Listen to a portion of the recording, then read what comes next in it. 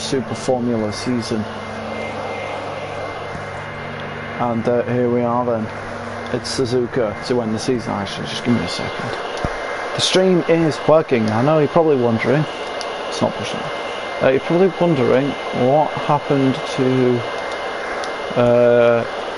race number 7, the one before this one in Autoplus. Nothing was working basically, so it didn't go put up. But basically, Tier 1, Raiden had a nightmare, but still wrapped up the championship because Wittmann didn't race, and Raiden got on the podium. Gad came on in 4th. So here we are, last race of the season in the Mie prefecture of Japan, and we currently have 3 people. I hope we will get more people coming in eventually. It's just there has literally just been the Group 3 race that has just finished, but clashes with Group 3 shouldn't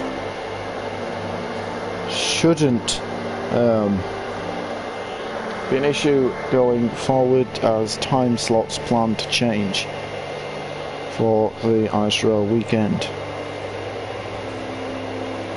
So yeah, hopefully we shouldn't have these issues in the future. Obviously everyone's sat in the pits. This is their opportunity to get practice in if they haven't done so. Let's just share the stream around.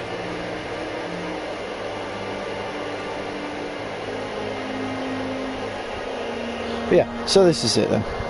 The final round of the season. As I said, Raiden has wrapped up the title for the drivers, and I believe the Magenta Mad Lads, which is Raiden, wrapped up the team's championship, which is a move that honestly surprises no one. So yeah, we're good to go with for a race then. So yeah, no one is on track at the moment. We now have Raiden joining us. I don't think we'll have Tay or Wittmann. I believe Terminal Go is subbing in for Wittmann. But yeah, the drivers should slowly start filtering their way in. We are in Japan, the heart of the Super Formula series in real life.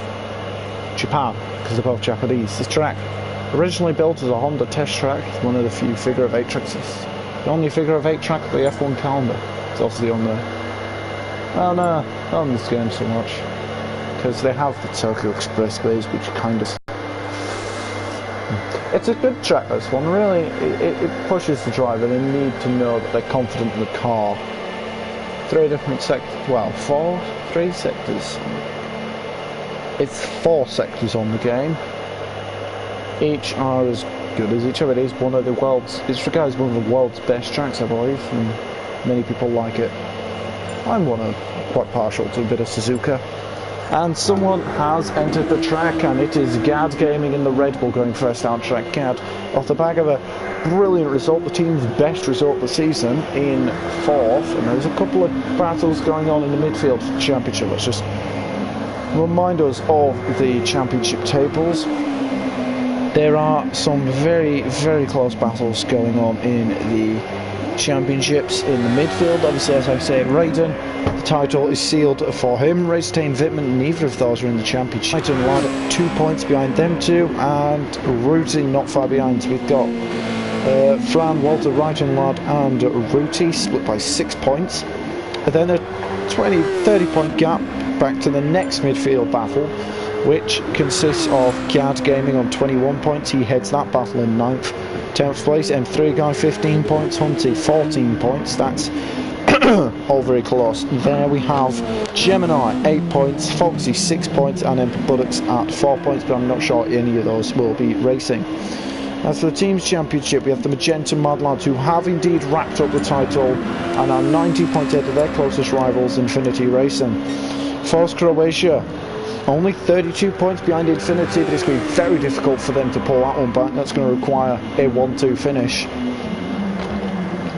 Other results, Yorkshire T, they're only 9 points behind Force Croatia. If all goes well for these 2 drivers, they can jump Force Croatia onto 3rd. We then have only 2 points splitting Red Bull and Piston Broad Racing. So that's M3 guy versus Gad and Hunty, because I don't think Gemini is showing up or anyone to replace him, and the Flawless Geezers down in last in 10th. So some very, very, very close racing to be expected around this track. Obviously, if we remember back to the race last season here, we had a last lap battle between who was it? It was Hunty and Wrighton, and they both will not let anyone forget that one, where especially Hunty, who on relatively old tyres had to hold on the last lap against Wrighton lad, and did so miraculously. It was similar defending, but remember, he made it the sort of Senna Mansell days around Monaco, where he just parked it everywhere, making sure he wasn't getting past. And it was great to see those two going wheel to wheel. Will we see more wheel to wheel action? We also saw Raiden getting a penalty for blocking his now teammate Race T, who unfortunately didn't get a qualifying lap and started at the back and fought his way through. Fran made his Super Formula debut here last season at the last race, filling in for someone, I forget who it was. And we're still lacking a couple of numbers. By a couple of numbers, I mean a lot of numbers. I know Raiden is showing up. Tay isn't showing up. Fitman G, I think I was a sub. I've been told. Fran, we could be expecting Fran to appear up at some point. And Buttocks is here, and I think that could be a lot. So yeah, Wrighton, lap number 45, fresh off the back of a podium in Autopolis as the teams moved over to Suzuka for this final race. It is all on the line here then.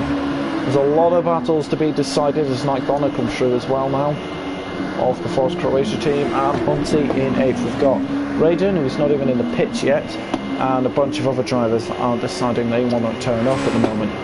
We're missing no 2, maybe 3, which is down to 11, so we are missing 2 people at the moment. Raiden is now in pits, and it looks like he's going to get out of track soon. We've got Hunty, he's following another car through the very snaky S's. We've got Ruti, and we've got Gads Gaming. It's a bit of a train forming, and Free Guy, the Buttocks navigates his way through the Casio triangle. We will hope to see some great racing going on here as we just slip through to Wrighton Lad, who is currently tailing Ruti through 130R with then Free Guy in 4th.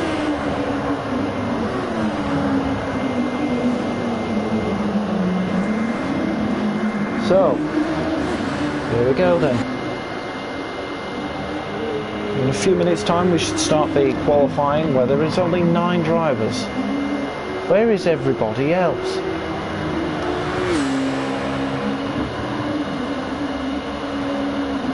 So we might have a race of 9 at the moment. We'll just zoom on the Discord, see if we can get anyone else to show up.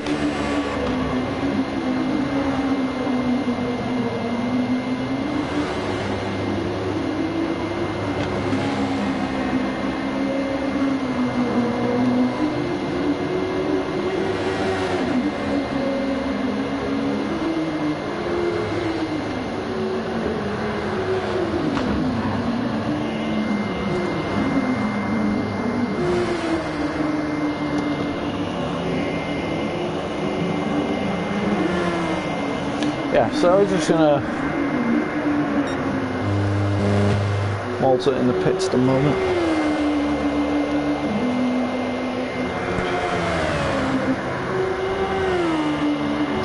So yeah, this car's just whizzing around the track at the moment in Super Formula. The cars, those Buttocks have struggled to get through 130R in a minute. Yeah, so Suzuka was actually built as a Honda test track. It was literally made to test the Honda cars by Honda themselves. So there you go, there's an interesting fact for you.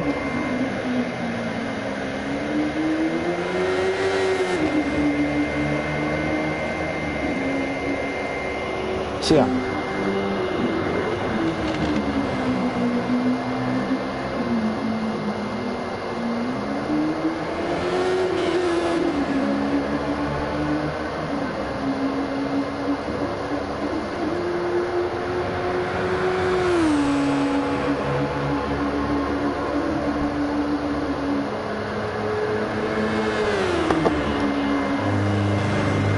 A couple of cars waiting in the pit lane. Qualifying is meant to start in a couple of minutes, but we are still missing a few people, which is irritating. I don't want to be missing a couple of people. We are for some reason.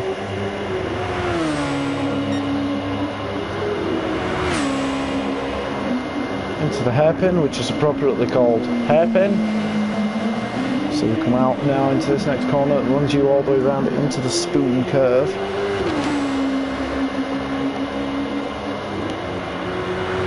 I believe the circuit experience calls that corner 200R, but you know, so we're probably just going to refer to it as that. From spoon, it's essentially you get a good exit out of spoon as you launch yourself down the back straight, charging towards 130R. The next braking zone here is the Casio Triangle Chicane, which is also probably your last overtaking spot on the track. There's a couple of main overtaking spots. Turn 1, then the nature of the first corner doesn't make it easy, but it's certainly possible. The Casio Triangle, definitely.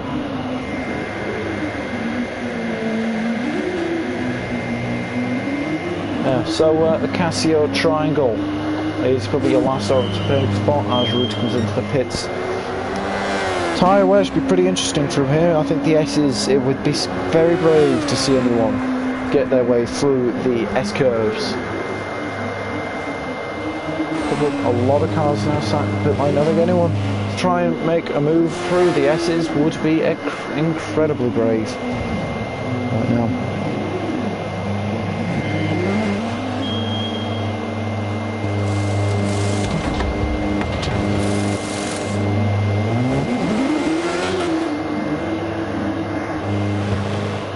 So then, we have Walter in 7th at the moment. This is just the final bit of practice, so everyone knows the track, understands the car. They're not the easiest of cars to jump in and drive. We've seen many subs struggle to just adapt to the car instantly. Not many do. You can try and expect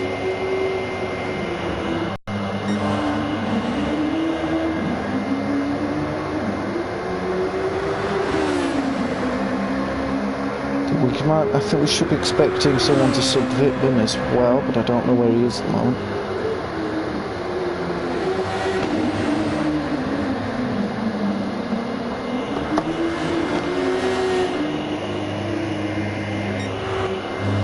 Of course it's doing that. Wouldn't be one of my streams if it wasn't saying that. But Fran, just get in and we can get ready to go.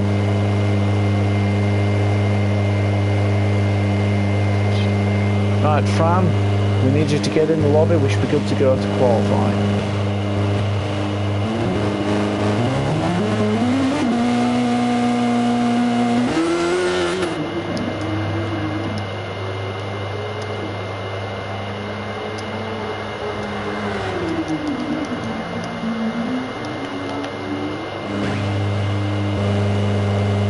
Just need Fran to ready up and then we should be good to go to get qualifying underway. Vitman looks okay on my screen. Well, that's reassuring. Glad you could join us, Vitman. Unlike your reserve, who I don't think seems to be wanting to. We are literally just now waiting for Fran to decide to... There we go, he's in.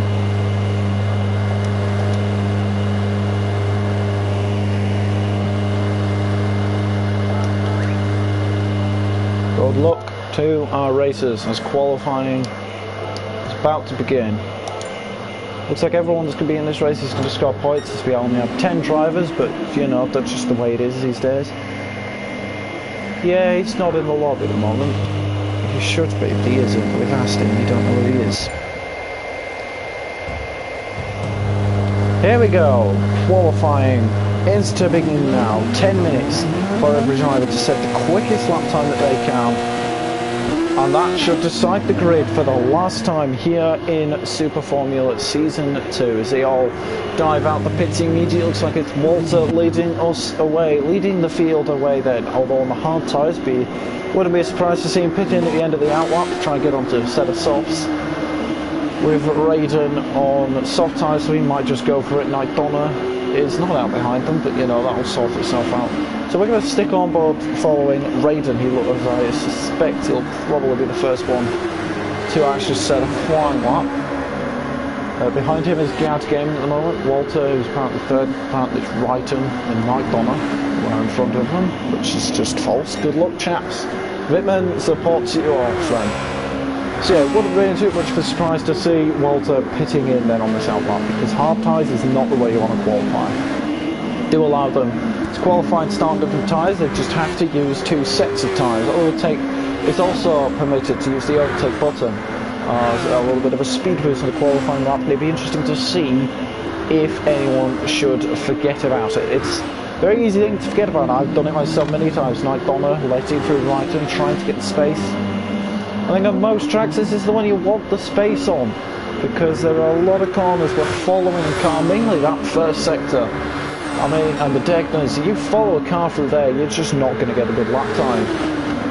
But I mean, with the straights as well, the disruption could come in handy. As Raiden's backing off to allow Gad Gaming to go through. Does Walter pit in? So Raiden backing off, heading into the Casio triangle to try and get some space, and that's allowed Fran to bunch right up behind him now. But Gad Gaming is about to launch himself off then to start the first flying lap. Overtake being deployed down the straight as Walter comes out the pits now, hard on the brakes, 50 metre.